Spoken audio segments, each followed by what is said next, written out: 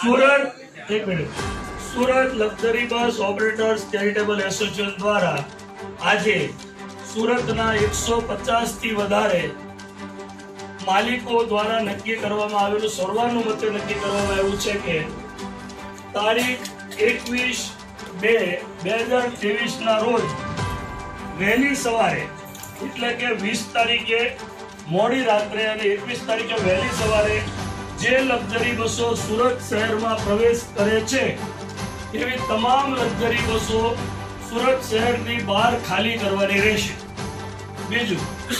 21 તારીખે સાંજે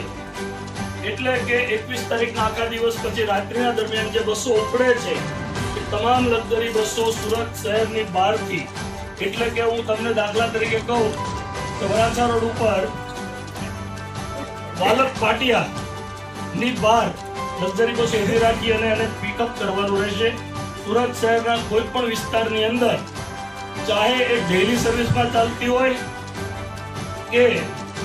કોઈ ટુરિસ્ટ ગાડી હોય કે પછી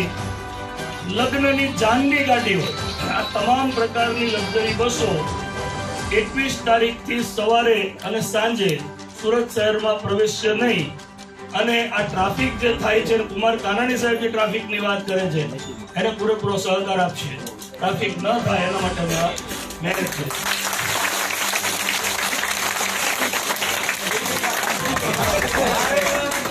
ભાઈ 2 મિનિટ બેસો।